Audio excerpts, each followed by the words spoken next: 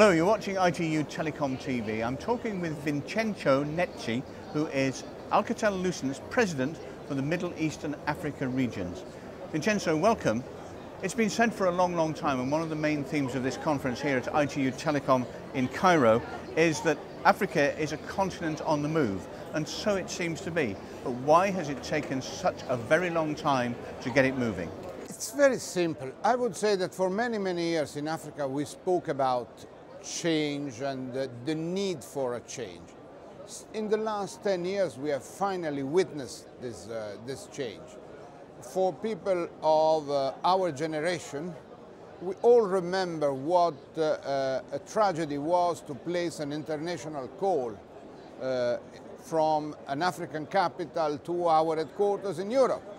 But it was even more difficult sometimes to place a local call. You had to send a messenger and get a response on a piece of paper if you wanted to invite somebody at a dinner. Today we have, 300 million mobile telephones in Africa. Instead of having only the traditional incumbent operators, private investors have developed a lot of new operators, mobile, ISPs.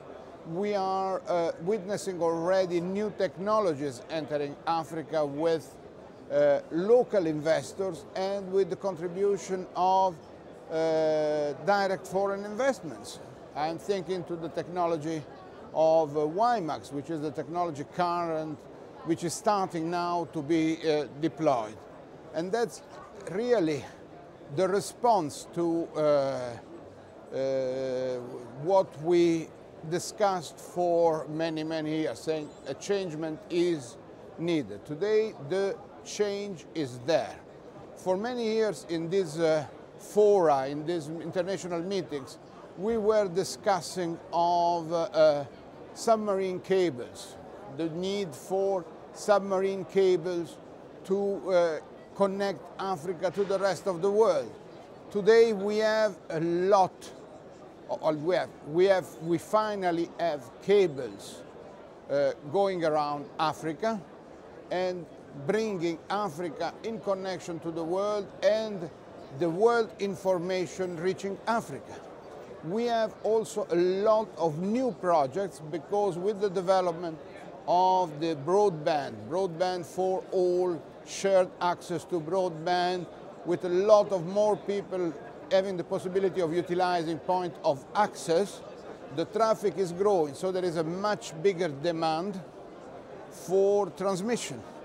And here you have a lot of new projects for backbones inland and new projects of submarine cables for international connectivity. So this, in my opinion, is the biggest change in terms of technology.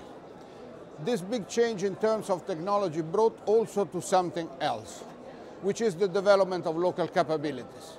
Because companies like ours, like Alcatel-Lucent, the other manufacturers, and all the operators, our customers, have a big demand for qualified staff.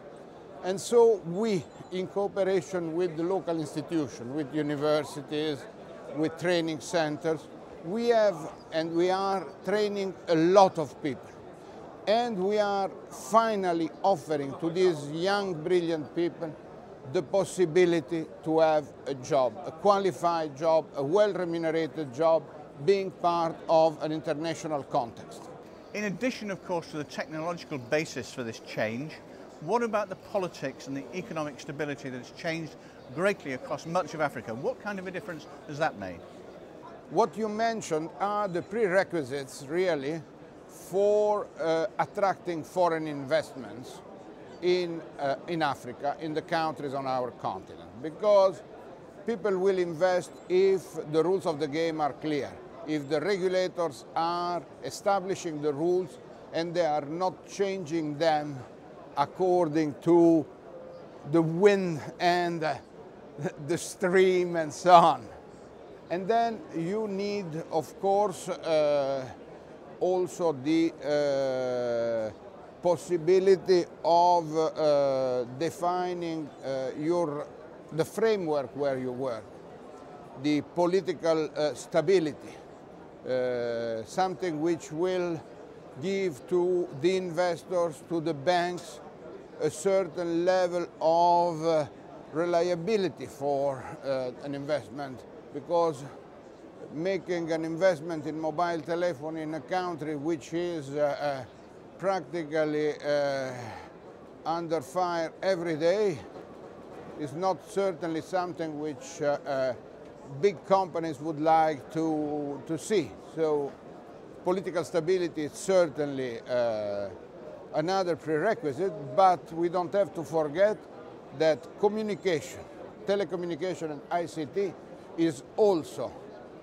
an important contributor to political stability and to the development of democracy on the continent, because it gives the possibility to circulate the information and to give to people access to the external world. So when I think to certain countries where people are under governments which are oppressing them, and we offer them the possibility of accessing the internet, to have the possibility of expressing their opinion on the net and seeing that the world is responding to their needs, I believe that this is one of the nicest contributions our sector can do to the development of this part of the world. Now, you have spent the bulk of your career in Africa and the Middle East. What's the one thing that you've seen that has changed the most in the time you've been on this continent? The enthusiasm with which today the young people are responding to the development of ICT in this part of the world. Vincenzo Nesci, thank you very much. Thank you.